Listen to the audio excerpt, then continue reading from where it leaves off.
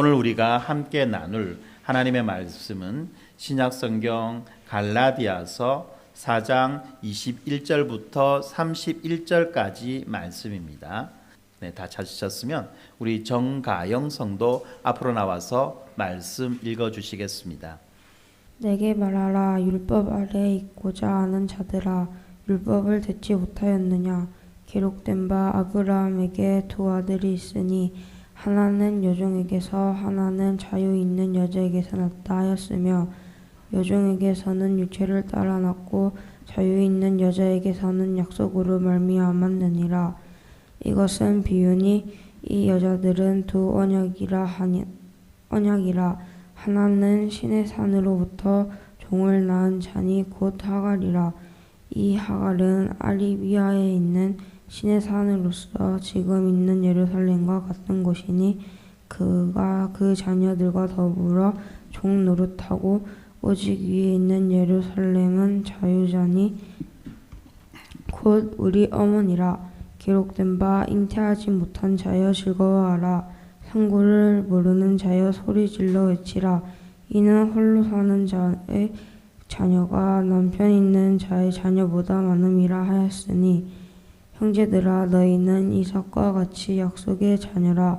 그러나 그때 육체를 따라 난 자가 성령을 따라 난 자를 받게 한 것 같이 이제도 그러하도다.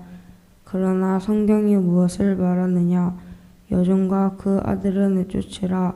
여종의 아들이 자유 있는 여자의 아들과 더불어 유업을 얻지 못하리라 하였느니라. 그런즉 형제들아, 우리는 여종의 자녀가 아니요 자유 있는 여자의 자녀니라. 아멘. 자, 우리는 계속해서 지금 갈라디아서 말씀을 살펴보고 있습니다. 이 갈라디아서 말씀은 한마디로 말하면 그 누구라도 이 복음을 믿을 때 하나님의 자녀가 된다는, 그 누구라도, 그 어떠한 자라도 복음을 믿을 때 하나님의 자녀가 되죠. 예, 바로 이 진리를 우리에게 알려줍니다. 그리고 또 한 가지, 이 은혜로 주어지는 이 구원을 부족한 것처럼 여기고 자신의 도덕적이고 종교적인 열심으로 더 나은 구원을 얻으려고 하는 사람들은 바로 이 구원에서 배제된다라고 하는 것을 우리에게 말해주고 있어요. 다시 말하면 누구라도 이 복음을 듣고 믿을 때 그에게 풍성하고 충만한 구원의 은혜가 내려지며 그 누구라도 믿는 자들은 다 하나님의 자녀가 되어 풍성하고 충만한 하나님 나라의 복과 안식을 받아 누리며 살아갈 수 있지만, 그런데 우리에게 이렇게 우리의 행위와 관계없이 은혜로 주어지는 이러한 구원을 마치 부족한 구원인 것처럼 여기고, 여기에다가 자신의 도덕적이며 종교적인 행위를 추가하여서 더 나은 구원을 얻으려고 하는 자들은 하나님의 그 구원에서, 그 은혜의 구원에서 배제되는 것이다 라고 그렇게 말하는 거죠. 오늘의 본문도 그렇습니다. 오늘의 본문은 이렇게 시작하고 있지요. 내게 말하라. 율법 아래에 있고자 하는 자들아, 율법을 듣지 못하였느냐라고 그렇게 시작합니다. 지금 바울은 누구에게 말하고 있습니까? 율법 아래에 있고자 하는 자들에게 지금 말씀하고 있어요. 여기에서 말하고 있는 이 율법 아래에 있고자 하는 자들은 어떤 자들입니까? 바로 하나님 앞에 서기 위해서, 구원을 받기 위해서 율법에 의존하는 자들이라는 거예요. 이들은 그리스도께서 성취하신 일에 스스로의 공로를 추가해야지만이 하나님께 받아들여진다고, 하나님이 이들을 받아주신다고 여기는 자들인 것입니다. 그들은 이 율법주의적인 종교관을 가지고 있고, 또한 이 몇 가지 종교적 규칙들을 지킴으로써 하나님께 이룰 수 있다, 하나님 앞으로 나아갈 수 있다라고 그렇게 상상합니다. 바로 이 지점에서 우리는 한 가지 생각해 봐야 되는 것이 있습니다. 바로 이렇게 율법을 지키는 것과 또한 율법을 의지하며 살아가는 것. 다시 말하면 율법을 지키는 것과 율법을 통해서 구원을 얻으려고 하는 것은 또 다른 이야기라는 것을 우리가 기억하며 살아야만 합니다. 지금까지 제가 율법을 지켜서는 우리가 구원을 얻을 수 없다라고 이야기하다 보니까 어떻게 보면 이 전달이 부족하거나 또는 잘못된 오해를 일으킬 수 있겠다라는 생각이 들었어요. 그래서 다시 한 번 더 오늘은 우리가 이 율법을 지키는 일과 또 율법을 통해서 구원을 얻으려고 하는 일의 그 상관관계를 한번 알아보려고 합니다. 예, 우리가 사람들을 구분할 때에, 특별히 이 교회 안의 사람들을 구분할 때에 크게 네 가지로 구분할 수 있어요. 어떻게 구분할 수 있느냐 하면 한 종류의 사람은 율법을 지키며 율법을 통해서 구원을 얻으려고 하는 자. 물론 이 구원을 얻으려고 하는 것은, 예수를 믿음으로 구원을 얻는다라고 하는 것은 우리가 다 알고 있지요. 그것을 믿지 못하고 인정하지 못하면 그는 신자가 아닙니다. 그런데 여기에서 구원을 얻으려고 하는 자라고 말하는 것은 더 나은 구원, 남보다 더 멋진 구원을 얻으려고 하는 자다라는 그런 의미로 이해하시면 될 것입니다. 이렇게 율법을 지켜서 남보다 더 나은, 더 멋진 구원을 얻으려고 하는 자가 한 부류가 있습니다. 또 다른 부류가 있지요. 어떤 부류입니까? 율법을 지키지는 않아요. 율법을 지키지는 않습니다. 그러나 항상 율법을 지켜야지만이 내가 거룩한 사람이 될 건데, 내가 율법을 지키지 못해서 거룩한 사람이 되지 못하고 있어라고 그렇게 자책하는 사람이 있다는 겁니다. 그리고 또 한 가지 사람이 있습니다. 이 사람은 율법에 대한 관심도 없고 또 하나님께서 우리에게 주시는 그 구원에 대한 관심도 없이 그냥 교회의 마당을 밟고 교회의 자리를 채우는 사람이 있다는 거죠. 그리고 마지막으로 한 가지가 있습니다. 그들은 어떤 자들입니까? 율법을 지킵니다. 그러나 이 율법을 지키는 이 일이 자신을 더 나은 사람으로 만들어주는 것과는 상관없다라고 하는 것을 분명히 깨달아 아는 자들이라는 겁니다. 이미 자기가 받은 그 구원의 풍성함과 그 구원의 완전함을 맛보아 알고 있는 자들이며, 또 그들이 구원받은 자들이기 때문에 율법을 지키며 살아가려고 하는 자들이다라고 하는 것을, 이렇게 우리가 네 가지 사람을 나누어 볼 수 있어요.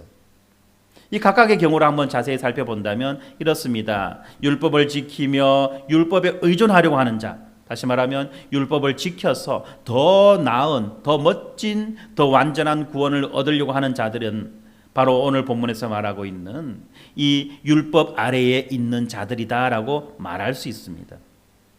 이 사람들의 내면을 들여다보면 자기는 지금까지 율법을 지키며 살아왔기 때문에 항상 자기의 자기의로 충만해 있습니다. 그리고 다른 사람들 앞에서 항상 우월감을 느낍니다. 나는 너희보다 낫다. 나는 이렇게 살아왔다라고 하는 자기 자신의 삶에 대한 스스로의 이 만족감, 자존감을 가지고 있다는 것입니다. 그런데 이 사람들이 겉으로는 자신이 하나님 앞에서 바르게 서 있다라고 그렇게 확신하는 것처럼 보이지만 그 깊은 내면 속에는 항상 불안함이 있어요. 왜냐하면 그 사람이 자기가 자기 속마음을 누구보다도 잘 알고 있다는 것입니다. 자기 속에 있는 그 부패함과 자기 속에 있는 그 불안전함과 자기 속에 있는 그 연약함을 누구보다도 더 잘 알고 있다는 거예요. 그러다 보니까 어떻습니까? 남들 보기에는 그럴듯하게 보이지만 그러나 실제적인 자기의 삶은 이 율법의 기준에 맞게 살고 있지 못하다라고 그렇게 생각한다는 겁니다. 그렇기 때문에 자신이 없어요. 그렇기 때문에 바로 이러한 일 때문에, 이렇게 자신 없는 그 지점 때문에 다른 사람들이 그를 비판할 때에 그 사람들은 어떻게 합니까? 쉽게 발끈합니다. 뿐만 아니라 그들이 하나님 앞에 하는 이 기도가 응답되지 않을 때 쉽게 무너집니다. 내 정성이 부족한가? 내 믿음이 뭐가 잘못됐는가? 라는 식으로 이해하면서 이렇게 기도가 응답되지 않을 때는 쉽게 무너져 내린다는 것입니다. 그리고 또한 자기보다 이 종교심이 더 좋게 보이는 사람들, 자기보다 더 이 율법적으로 잘 살아가고 있다라고 그렇게 보여지는 사람들 앞에서는 어떻게 합니까? 비굴하게 처신하는 거예요. 그러니까 이 사람들은 어떤 사람이냐? 항상 교회 생활하면서 남들을 비난하고 비판하고 정죄하지만 또한 또 다른 편에서는 자기보다 더 낫게 신앙생활을 한다라고 여기는 사람 앞에서는 항상 쩔쩔매고 어쩔 줄 몰라 한다는 것입니다. 그런데 이거는요, 비단 우리 기독교 안에서만 볼 수 있는 현상이 아니에요. 다른 종교 안에서도 이런 일들은 우리가 비일비재하게 볼 수 있는 것입니다. 그리고 우리가 성경을 통해서는 이 예수님 당시에 그 바리새인들이 바로 이러한 삶을 살았다라고 말할 수 있는 것입니다. 어떻게 보면 이 사람들은 종교적인 냉혈한이에요. 냉혈한입니다. 그래서 아주 냉정하게 평가하고 판단하고 비난한다는 겁니다. 네, 그리고 두 번째 경우, 율법을 지키지 않습니다. 그런데 항상 이 율법을 지키지 않은 것에 대해서 두려움이 있고 죄송함이 있다는 거예요. 왜냐하면 율법을 지켜야지만이 거룩한 사람이 될 수 있다라고 여기기 때문에 자기가 지금 율법을 지키고 있지 않는, 율법을 지키지 않는 그 삶을 살아가고 있는 것에 대해서 늘 하나님 앞에 죄송스럽고 미안하고 부끄럽다는 거예요. 그들은 이 종교적인 행위로 더욱 의롭게 살고 있고 또 그렇게 될 수 있다라고 믿지만 실제로 그렇게 살아가지는 않는다는 겁니다. 그래서 하나님 앞에서 죄책감을 많이 느낍니다. 그리고 또한 이 불규칙한 이 종교 생활에 따라서 이 심한 감정의 기복을 경험합니다. 그리고 또한 이들의 특징 가운데 하나가 뭐냐면 이 종교적인 대화를 하는 것을 많이 부담스러워합니다. 그리고 가급적이면 이런 주제들을 피하려고 해요. 왜냐하면 내가 그렇게 살고 있지 못하다라고 여기기 때문에, 나는 그렇게 살고 있지 못하다라고 여기기 때문에 이 종교적인 주제를 가지고 대화하는 것에 대해서는 많이 부담스러워한다는 것입니다. 그리고 또한 자신의 낮은 영적 자존감 때문에 항상 아싸로 머무는 거죠. 주변을 맴돌고 있는 것입니다. 그러다가 가끔씩 이 자신을 드러내려고 하는, 아주 극단적으로 자신을 과장함으로 인정받으려고 하는 그런 행위들을 할 때가 있다는 것입니다.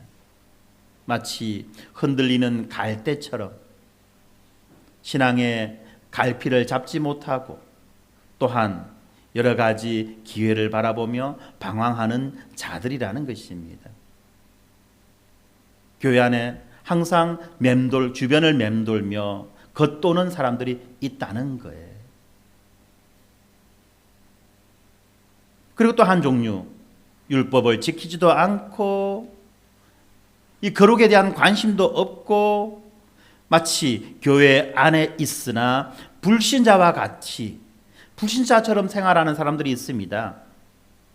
이 사람들은요, 스스로가 도덕적인 기준을 선택할 수가 있고 또한 자기가 선택한 그 기준대로 자기가 살아갈 수 있다라고 생각하고 주장하는 사람들입니다. 이들은 율법에 대해서도 관심이 없고 복음에 대해서도 관심이 없어요. 율법과 복음에 의해서 살아가는 자들이 아니라 자기 마음대로 살아가는 사람입니다. 소위 말하는 내가 복음, 소위 말하는 자기 복음을 붙잡고 살아가는 사람들이에요. 그런데 이 사람들도 알고 있습니다. 로마서 1장에 나와 있는 그 말씀처럼 순종해야 할 하나님이 계심을 그들도 양심으로 그리고 또한 무의식적으로 알고 있다는 것입니다. 그런데 이 사람들의 삶은 어떻습니까? 상대주의적입니다. 세속적입니다. 그리고 아주 모호하고 불확실한 불명확한 그러한 영성을 가지고 있어요. 그것을 고집하지요. 자기 복음을. 그러면서 자아도취적인 삶을 살기 때문에 어떻게 보면 우리가 지금까지 살펴보았던 이 세 종류의 사람 가운데에는 가장 행복한 사람처럼 보이고 또 가장 관용적인 사람인 것처럼 보이기도 합니다. 그런데요, 사실은 이 사람들이 가장 독선적이고 방종적인 자기의를 가지고 있다는 거죠. 왜냐하면 그들은 자기 복음이 있어요. 다른 사람들과 전혀 공통점을 갖지 못하는, 공통된 인식을 갖지 못하고 있는, 자기가 믿고 있는, 자기가 붙잡고 있는 가치들이 있다는 것입니다. 그래서 이 자기 복음이 건드려질 때, 이 자기의가 건드려질 때 이 사람들은 아주 극렬하게 반대를 합니다. 반항을 합니다. 그러면서 자기 우월성을 주장하고 자기가 정의하는 그 구원을 얻으려고, 자기가 정의하는 방식으로 자기가 원하는 구원을 얻으려고 하는 것입니다. 어떻게 보면 교회 안에서 전혀 다른 사람들과 어울리지 못하는 가장 편협한 자들이라는 것입니다. 우리가 오랜 시간 동안 신앙생활을 하고 교회 안에서 많은 사람들을 경험해 보면 참 많은 사람들이 이러한 세 가지 부류 중에 어느 한 곳에 속하고 있다는 것을 알 수 있어요. 그런데 이제 마지막 우리가 살펴보고 바라봐야 되는 것은 누구입니까? 앞에 이야기했던 이 세 가지 부류의 사람이 아니라 율법을 지키며 살아갑니다. 그러나 그 율법에 얽매이지 않는 자들인 것이죠. 왜 그렇습니까? 이들은 복음을 알고 복음을 믿고 복음이 주는 자유를 누리며 살아가는 그리스도인들이라는 것입니다. 이들은 하나님의 자녀가 된 사실로 인해서 감사하고 기뻐합니다. 이들이 어떻게 하나님의 자녀가 되었습니까? 자기의 행위로? 자기의 노력으로? 아니요. 오직 은혜로. 오직 은혜로 하나님의 자녀가 되었다라고 하는 그 사실에 감사하고 또 그 사실 때문에 기뻐합니다. 그리고 이 거짓 우상들이 주는 두려움과 또 이기심에서 해방된 자유를 가지고 기쁨으로 하나님의 율법을 준수하는 것입니다. 그렇습니다.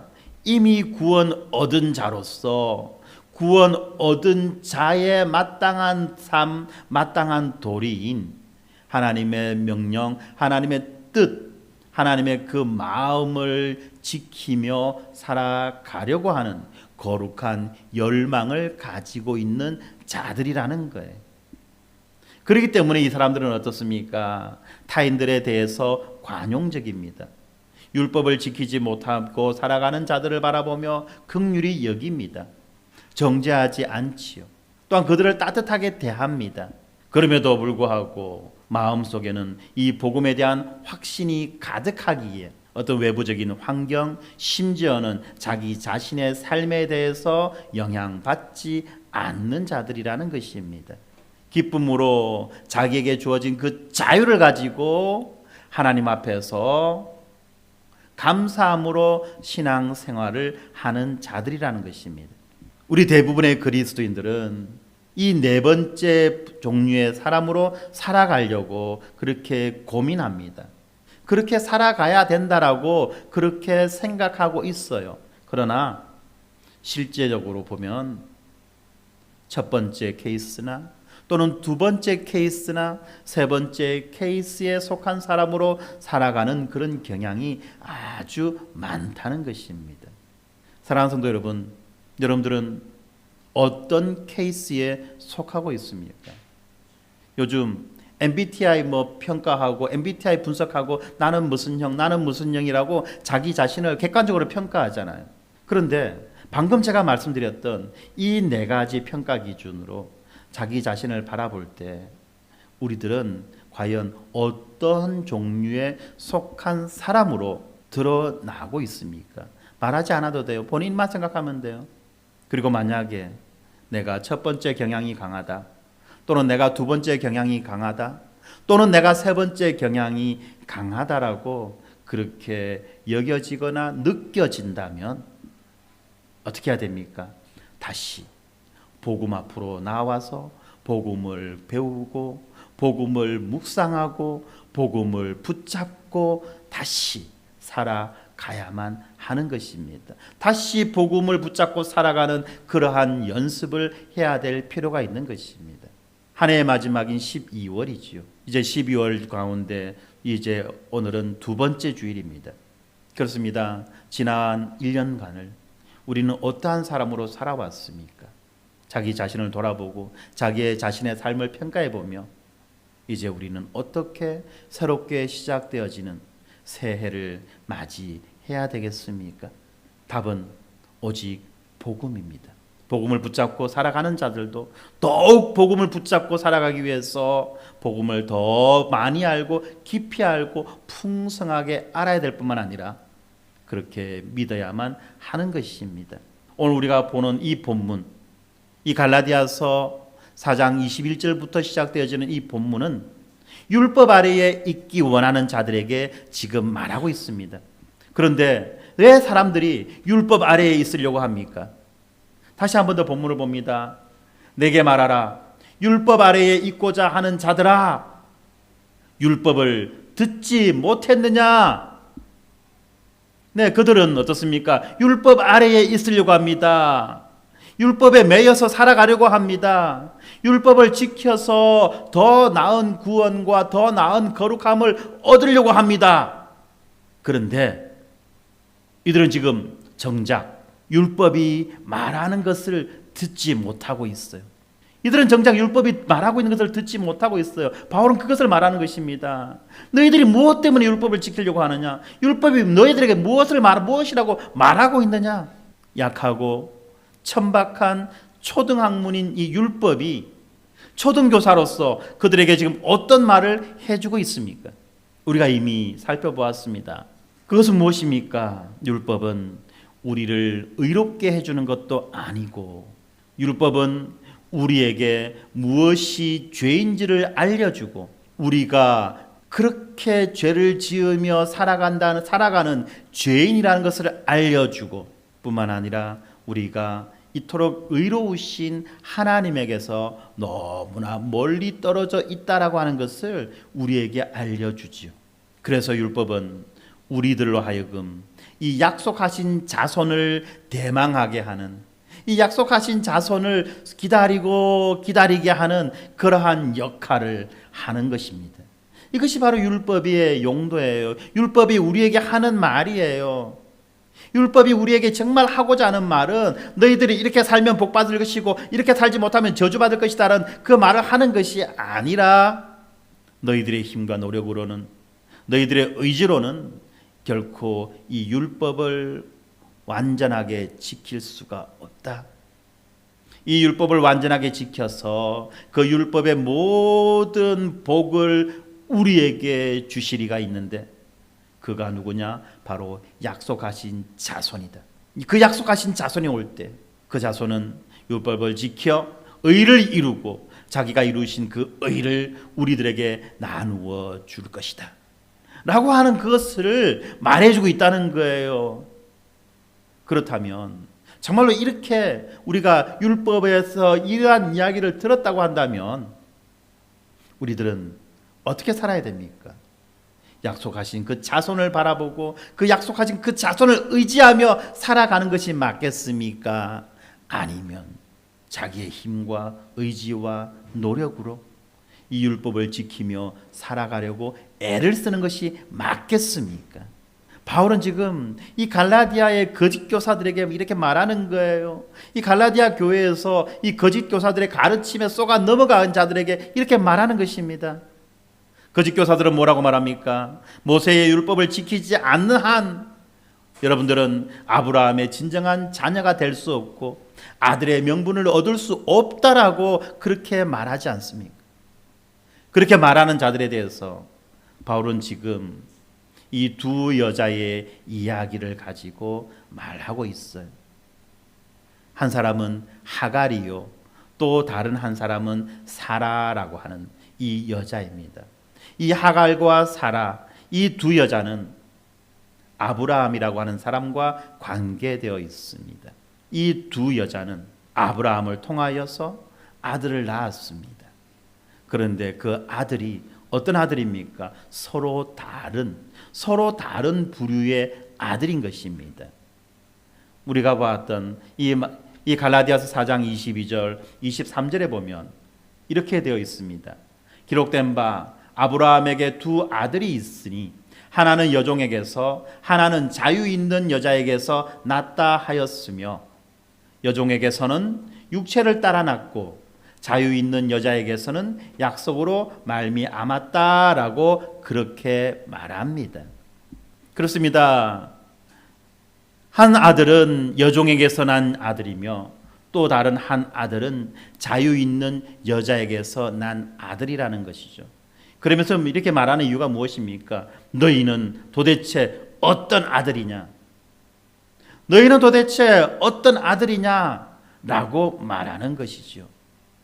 그렇습니다. 이미 우리가 알고 있듯이 하나님은 아브라함에게 친히 땅을 보여주시고 그 땅을 그의 자손들에게 그의 상속자에게 주시겠다라고 약속하셨습니다.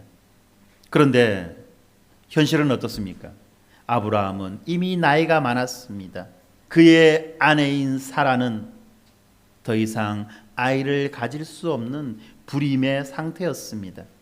그리고 그들은 비록 약속은 받았으나 단 하나의 자식도 없이 그 약속의 땅에서 10년째 살아가고 있는 거죠. 10년입니다. 우리가 흔히 하는 말 가운데 10년이면 강산도 변한다라고 하는데 강산이 한 바퀴 변하는 그 10년의 시간을 그 약속의 땅에서 그냥 공허하게 허탕치며 그렇게 살았던 것입니다. 그렇게 되니까 사라가 말합니다. 아브라함에게 뭐라고 말합니까? 자신의 몸쪽인 하갈과 잠자리를 가져서 이 하갈을 통해서 대를 잇자라고 그렇게 말하고 아브라함을 권합니다. 그리고 아브라함은 이 아내 사라의 말을 들었고 그 결과 하갈은 임신을 했으며 이스마엘이라고 하는 그 아들이 태어났습니다. 그리고 이스마엘이라고 하는 이 아들이 태어나고 난 다음에 15년의 시간이 더 흘러서 이제 아브라함이 100세가 되었을 때 이번에는 이 불임이었던 아내, 아이를 낳을 수 없었던 그 아내를 통해서 또 한 명의 자식을 보게 되었죠. 그 사건을 창세기 21장 1절부터 3절까지 말씀에서는 이렇게 말씀하고 있습니다. 여호와께서 말씀하신 대로 사라를 돌보셨고 여호와께서 말씀하신 대로 사라에게 행하셨으므로 사라가 임신하고 노년에 아브라함에게 아들을 낳으니 아브라함이 그에게 태어난 아들 곧 사라가 자기에게 낳은 아들을 이름하여 이삭이라 하였고라고 말하고 있습니다. 이 본문을 통해서 우리가 알 수 있는 것은 첫 번째, 여호와께서 말씀하신 대로 라는 말이 두 번이나 나오면서 하나님의 말씀이 이루어졌다, 하나님의 그 약속이 이루어졌다라고 하는 것을 말해주고 있습니다. 뿐만 아니라 우리가 보았던 이 짧은 본문 속에 이 사라라고 하는 이 이름이 4번이나 등장합니다. 사라를 돌보셨고 사라에게 행하셨고 사라가 임신했고 사라가 아들을 낳았다 라고 그렇게 말하고 있어요. 무엇입니까? 도무지 가능성이 없어 보였던 그 일이 하나님의 말씀대로 이루어졌다라는 것을 말하고 있습니다. 그런데 이 사건을 바울은 어떤 식으로 지금 우리에게 풀어주고 있느냐 하면 아브라함에게는 이 두 아들이 있는데 한 아들은 여종에게서 육체를 따라 낳고 또 다른 아들은 자유 있는 여자에게서 약속으로 말미암았다라고 그렇게 말하고 있죠. 하나님이 아브라함을 고향 땅에서 불러내었을 때 아브라함은 자기에게 자식이 있을 것이며 그 자식이 상속자가 되어서 마침내 이 땅의 구원을 가져올 그러한 사람이 될 것이라는 것을 알고 있었습니다. 그런데 문제가 있죠.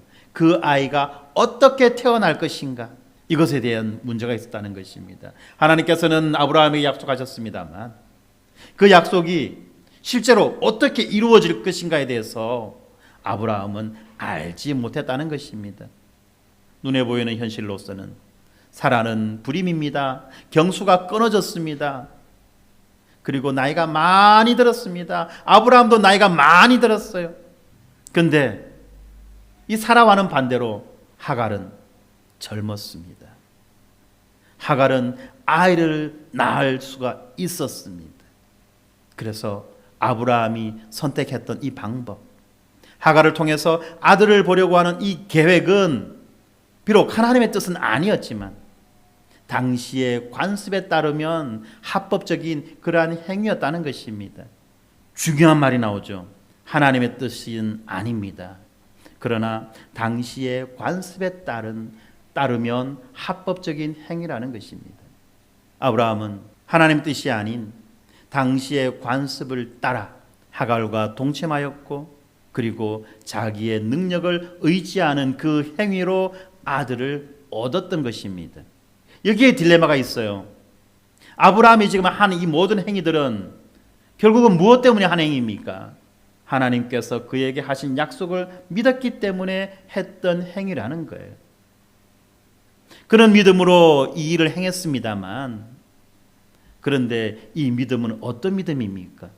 스스로의 능력을 의지하는, 자기의 능력으로 자기 인생의 문제를 해결하려고 하는, 다시 말하면 자기의 능력을 자기의 구주로 아는 그러한 믿음에 불과했다는 것이고, 그러한 행위에 불과했다는 것입니다. 이걸 우리가 잘 기억해야 됩니다. 얼핏 보면 그는 지금 하나님의 약속을 믿는 믿음으로 행한 것 같아 보이지만, 그러나 그 내용과 동기와 그 목적은 결국은 뭐냐? 자기의 능력을 의지하는 그러한 행위였다는 것입니다. 그리고 이 일은 재앙에 가까운 그러한 결과를 가지고 왔죠. 이스마엘을 낳았습니다. 그런데 어떤 일이 일어납니까? 그 가족에게 화목이 돌아왔습니까? 기쁨과 행복이 돌아왔습니까? 그토록 원하고 원했던 그 아들을 얻었음에도 불구하고 그때부터 그 가족은 질투하고 분열하고 학대하고 근심에 휩싸이는 그러한 가정이 되었다는 것입니다. 비록 하나님은 이 하갈과 이스마엘에게도 긍휼을 베풀어 주셨습니다만, 아브라함이 스스로의 노력으로 얻어보려고 했던 이 아들을 통해서 하나님의 약속이 주어지지는 않았다는 것입니다. 하나님께서 하신 그 약속을 이끌어 가시지는 않았다는 것입니다. 계속해서 이 갈라디아서가 보여주는 말씀은 정말 충격적인 말씀입니다. 어떤 말씀입니까? 24절과 25절의 말씀을 보면, 이 여자들은 두 언약이라, 하나는 신의 산으로부터 종을 낳은 자니 곧 하갈이라. 이 하갈은 아라비아에 있는 신의 산으로서 지금 있는 예루살렘과 같은 곳이다라고 말하고 있죠. 지금 바울은 이 하갈과 사라라고 하는 이 두 여자의 이야기를 가지고 한 가지 비유를 말하고 있는 것입니다. 이 두 여자들을 가지고 무엇을 말하고 있습니까? 바로 언약을 말하고 있다는 것입니다. 하갈의 아들 이스마엘을 무엇라고 말합니까? 아라비아에 있는 신의 산에서 낳은 종, 아라비아에 있는 신의 산에서 낳은 종, 지상의 예루살렘에서 종로로 타는 자다라고 그렇게 말하고 있어요. 이스마엘이 신의 산에서 낳은 종이며, 또한 이 땅에 있는 예루살렘에 살긴 살지만 어떻게 삽니까? 종으로서 종노릇하며 살아가는 자다라고 그렇게 말하는 것입니다. 그리고 이 말은 율법을 하나님께 의롭다함을 받는 수단이자 삶의 원리로서 삼는 사람들에게 대한 말이죠. 바울은 그런 사람들을 아라비아의 신의 산, 언약이 낳은 종, 현재의 예루살렘에서 종노릇하며 살아가는 자, 하갈의 자식이라고 말합니다. 그렇습니다. 이 거짓 교사들은 자기들이 이 사라와 이삭을 통해서 아브라함에게 연결되어 있다라고 그렇게 말하고 스스로가 교만해했습니다. 그렇지만 그들의 영적 실상은 종의 자식이며 이방의 자식이고 쫓겨난 자의 후손으로서 아주 심각한 노예 상태에 있었다는 그 말인 것입니다. 그들은 하나님의 은혜가 아니라 하나님께서 베풀어 주시는 그 기적적인 그 은혜가 아니라 자기의 능력을 의지한 자들이라는 것입니다. 그들은 혈통상으로는 사라의 후손이었지만 그들의 영혼과 그들의 마음으로는 자신들이 경멸하는 그 이스마엘과 동일한 자들이라는 것입니다. 참 아이러니한 거죠. 가장 종교적인 사람들이 하나님에게서 가장 멀리 떨어져 있다는 것입니다. 하나님의 그 약속에서부터 가장 멀리 떨어져 있다는 거예요. 가장 종교적인 사람들이, 가장 거룩하게 보이는 사람들이 하나님이 주시는 그 자유와 그 하나님 주시는 그 언약에서 가장 멀리 떨어져 있는 자들이 되었다는 거예요. 한마디로 말하면 지금 바울은 무엇을 말하고 있습니까? 그리스도의 복음을 믿는 당신은 아브라함의 자유 있는 여자에게서 난 아들입니다. 그러나 율법을 지켜야 한다고 주장하는 사람들은 아브라함의 여종에게서 난 자들입니다라고 그렇게 말하는 것입니다. 이렇게 이야기할 때 어떤 사람들은 약간 당혹하고 좀 당황스러운 그런 마음을 가질 수가 있습니다. 왜냐하면 우리는 이 창세기에서 일어난 하갈과 이 사라의 이야기를 잘 알고 있기 때문에 그렇다는 것입니다. 창세기에서 이야기하고 있는 내용을 따라 본다면 이 하갈은 어떻게 보면 이 사라가 제시한 그 안에 대한 그 생각에 대한 무고한 희생자이잖아요. 하갈이 원했던 것이 없었어요. 하갈이 무엇을 주장하고 무엇을 요구한 것도 없었어요. 주인이 시키니까 시키는 대로 했던 것 뿐인 것입니다. 그런데 이 갈라디아서 4장에서 보면 이 하갈은 부정적인 이미지로 나오고 그리고 이 사건의 조성자인 이 사라는 긍정적으로 그려지는 것을 보면서 좀 당혹스러움을 느낄 수도 있습니다. 그런데 바울은 이 사건의 이 일에 대해서 무엇라고 말합니까? 이것은 비유니. 바울은 지금 이 두 사람의 이야기를 가지고 한 가지 비유를 이 두 사람의 이야기를 비유로 들어서 한 가지 교훈을 한 가지 영적인 의미를 말하고 있는 것입니다. 바울이 이것을 비유다, 알레고리다라고 말하니까 이 하갈과 사라의 이야기가 역사적인 사실이 아니라는 것은 아니죠. 분명한 역사적 사실입니다만 이 갈라디아서 4장에서는 이 지금 바울이 말하고자 하는 그 의도를 따라서 이 사건을 바라봐야만 된다는 것입니다. 이 바울이 말하고 있는 의도는 뭐냐? 하갈의 아들은 행위로 구원을 얻으려고 하는 인간이며 사라는 하나님의 은혜로 말미암아 구원에 의지하는 인간을 나타낸다는 거죠. 하나님의 은혜로 말미암는 구원을 의지하는 자는 사라이며 행위로 구원을 얻으려고 하는 인간은 하갈의 아들이라는 것입니다. 그렇습니다.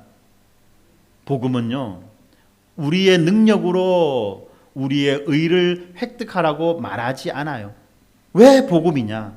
우리의 행위와 우리의 노력과는 상관없이 예수 그리스도의 그 기적적인 탄생, 그리고 그의 형벌 대속적 죽음, 그리고 죽음을 물리치시고 이기시는 그 부활 등 이 역사 속에서 일어나는 하나님의 그 초자연적인 일하심을 통해서 공급되어지는 의를 받는 것이기 때문에 복음인 거예요.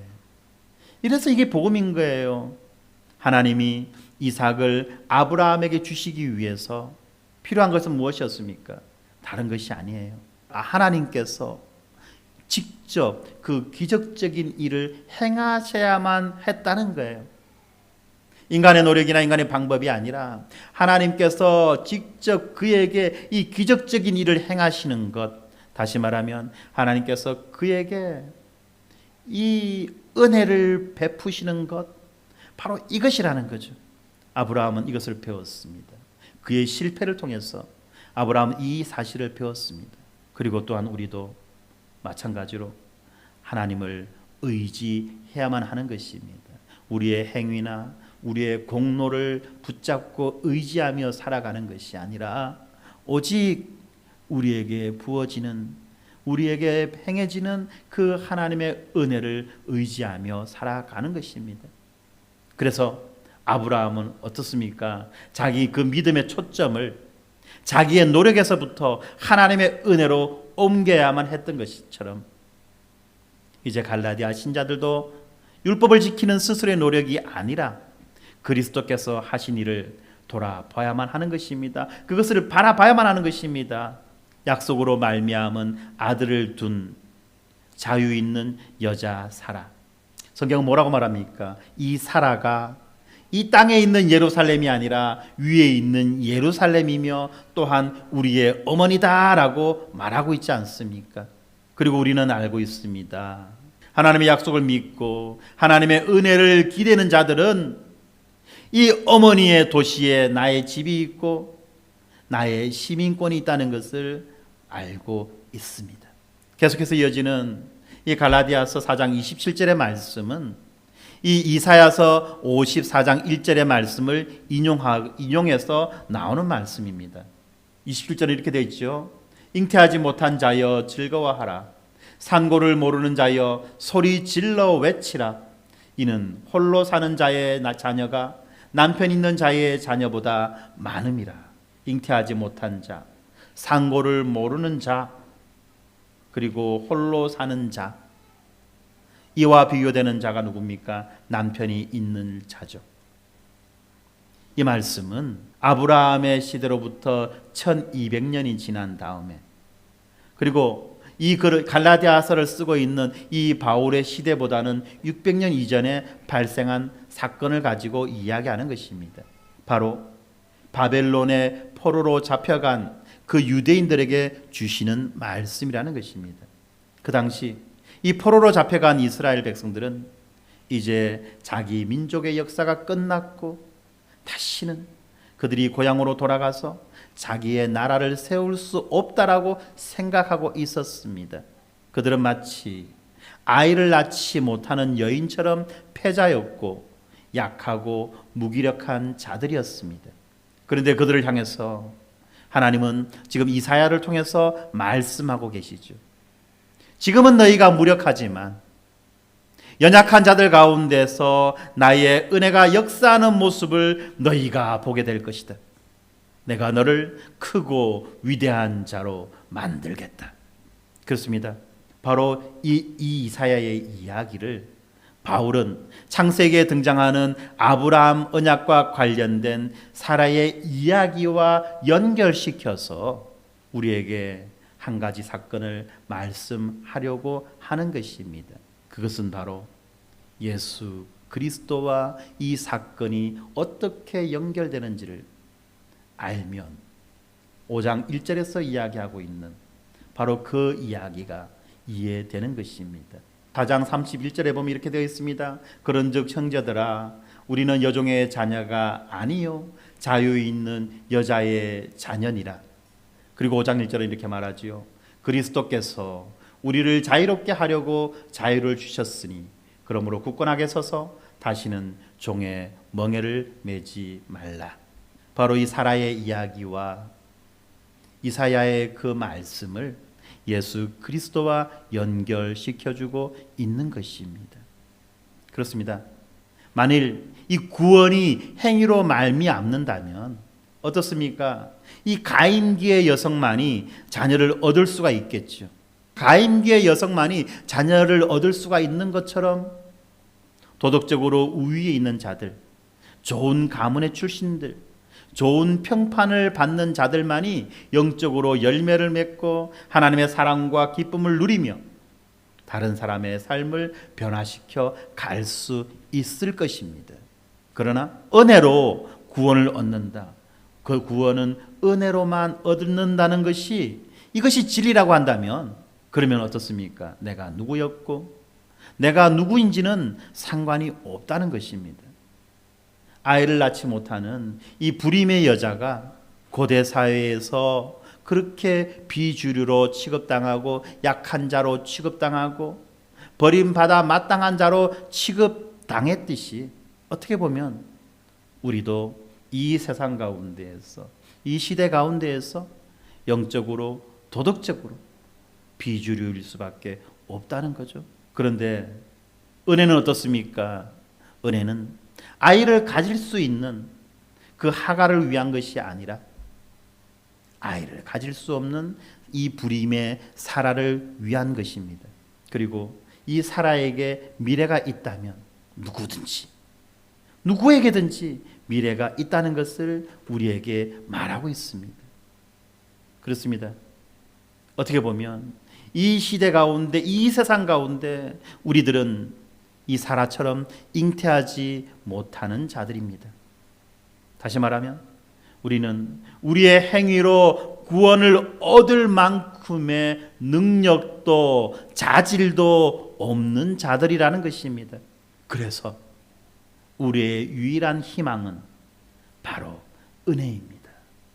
은혜만이 우리의 유일한 희망입니다. 이 사라가 살았던 고대 사회에서는 이 자식을 낳을 수 있는 능력이 바로 여성의 가치였죠. 그래서 고대 문화에서는 여성에게 그들의 가치와 그들의 의가 바로 무엇이냐? 자녀를 낳는 것이었어요. 그리고 자녀를 낳지 못하면 그는 가문에 무익한 자요, 더 이상 존재의 의미와 가치를 갖지 못하는 자라고 그렇게 교육받아 왔고 그렇게 알려졌다는 거예요. 그런 취급을 받았다는 것입니다. 그런 측면에서 이 사라는 바로 실패한 인생의 전형입니다. 그런데 이제 이 사라가 하나님의 은혜를 받음으로 하나님의 은혜가 이 사라에게 임함으로 사라의 이야기는 이 실패한 사람들에게 큰 위로가 되는 것입니다. 이것이 바로 복음이에요. 이것이 바로 복음입니다. 복음은 무엇입니까? 자기가 의지하는 세속적 지혜와 이 자기가 주장하고 취하려고 하는 그 생존 전략이 모두 허물어진 자들, 내가 내다라고 하는 것이 다 사라져버리고 깨어져버리고 무너져서 더 이상 아무것도 남지 않은 자들, 이 불임이라고 하는 그러한 불명예로 굴욕과 소외를 강요당하는 자들이 하나님의 은혜로 더 많은 열매를 맺고 더 부요함을 누리고 더 당당하게 살 수 있게 될 것이라고 외치는 것이 바로 복음 아닙니까? 그리고 이 복음을 따라 살 때 이렇게 사라처럼 불임으로 인해서 소외당하고 비난당하고 모욕당하고 조롱당하는 자들은 오히려 다른 이들을 섬기며 또 그들로 하여금 더 많은 열매를 맺게 할 수 있는 것입니다. 열매를 맺지 못한 그 불임의 여인이 다른 사람에게 타인에게 더 풍성한 열매를 맺을 수 있도록 그렇게 세워가고 그렇게 도와갈 수 있는 그 능력이 무엇냐? 바로 복음이라는 것입니다. 그리고 이런 일들을 우리에게 성취하기 위하여 한 아기가 태어났습니다. 도무지 태어날 수 없는 그 아기가 이 불임의 고통 가운데 있었던 그 사라의 집안에 또 다른 여자에게서 태어났습니다. 사라는 나이가 많아서 불임의 고통을 겪었다고 한다면 지금 이 여자에게는 아예 이 아이를 갖는다는 것은 꿈조차 꿀 수 없는 그러한 상황에 있던 여자였던 것입니다.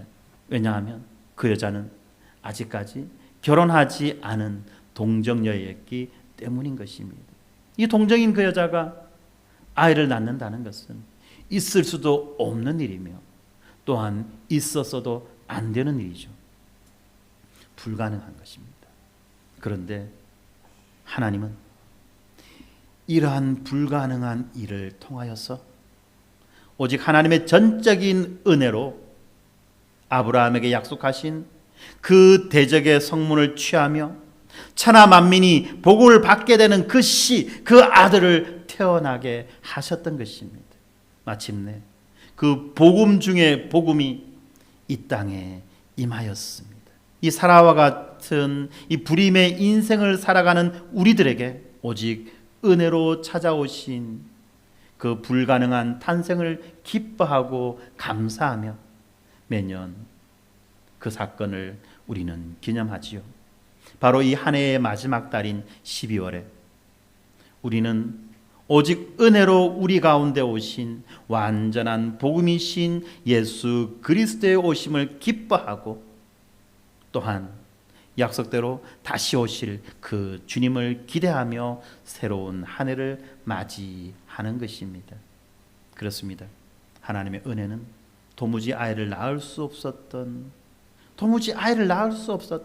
그 사라에게 약속의 자녀를 낳게 하신 것이고, 또한 이 하나님의 은혜는 동정녀였던 그 마리아에게 여자의 후손을 낳게 하셨던 것입니다. 이것이 바로 하나님의 은혜이며 동시에 이것이 복음입니다. 그리고 우리는 날마다 우리에게 주어지는 이 은혜를 누리고 경험하고 이 복음을 믿고 붙잡고 살아가는 자들인 것입니다. 그런데 어떻게 우리가 우리 눈앞에 이렇게 불가능하게 보이는 그 은혜, 도무지 있을 수 없는 그 은혜가 분명히 있음에도 불구하고 어떻게 우리가 우리의 그 알량한 노력과 그 우리의 알량한 그 종교심과 우리의 그 알량한 행위를 가지고 이것이 나를 거룩하게 만든다라고 말할 수 있겠냐는 것입니다. 그것은 어리석은 행위라는 거죠. 찬란한 태양 앞에서 한낱 반딧불의 몸짓에 지나지 않는 그야말로 보잘것없고 초라한 행위라는 것을 우리가 기억해야만 하는 것입니다. 이미 우리에게 찬란한 태양과 같은 그 은혜가 부어졌고 그 은혜로 인하여서 이제 우리는 하나님 앞에서 의로운 자라고 그렇게 칭함을 받는 자들인 것입니다. 우리는 더 이상 그 무엇도 덧붙이거나 보태거나 추가할 필요가 없는 완전한 풍성한 그러한 의와 거룩을 이미 받은 자들인 것입니다. 그러므로 우리는 의로운 자, 거룩한 자가 되었음을 기억하고 기뻐하며 하나님의 뜻인 이 하나님의 계명을 지키며 살아가는 자들입니다. 힘써 지키며 살아가는 자들입니다. 그 하나님의 계명이 무엇입니까? 내가 새 계명을 너희에게 주노니 너희는 서로 사랑하라. 너희는 서로 사랑하라. 너희가 서로 사랑할 때 이것으로 세상은 너희가 내 제자인 줄을 알 것이다. 바로 이것이 우리가 사랑해야 되는 이유입니다. 바로 이렇게 살아가기 위해서 우리를 한 몸, 한 가족된 교회로 우리를 불러주셨고 교회로 만들어주셨고 교회로 세워주셨습니다. 왜 우리에게 사랑하라라고 하는 지를 우리가 분명히 안다면 어떻게 우리가 이 위대한 명령 앞에서 다른 유사품, 다른 대체품으로 이 사랑의 명령을 피해갈 수 있겠냐는 것입니다. 하나님, 나는 사랑하기보다는 내가 하루에 3시간 기도하겠습니다. 내가 사랑하기보다는 내가 하루에 5시간 성경 읽겠습니다. 내가 사랑하기보다는 내가 하나님 1년에 100명씩 전도하겠습니다. 그런데 여러분, 그런 행위가 마치 요나의 행위와 같다는 사실을 여러분들 아십니까? 니느웨로 가라. 니느웨로 가라. 하나님이 요나에게 분명히 말씀하셨을 때 요나는 그 명령이 듣기 싫었죠. 그 명령을 피하고 싶었습니다. 죽기보다도 더 하기 싫었던 명령입니다. 왜냐하면 그곳에는 원수와 같은 자들, 정말 사람 같지 않은 자들이 살고 있었기 때문에 그래요. 그래서 요나는 뭐라고 말합니까? 하나님, 차라리 나를 죽여주십시오.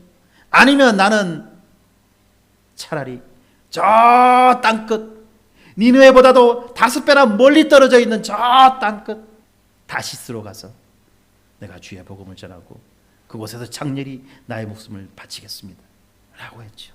그렇습니다. 어떻게 보면 사람의 관점에서 보면 니느웨보다는 다시스가 훨씬 더 멀리 있었고 훨씬 더 가기 어려운 곳이었을지도 몰라요.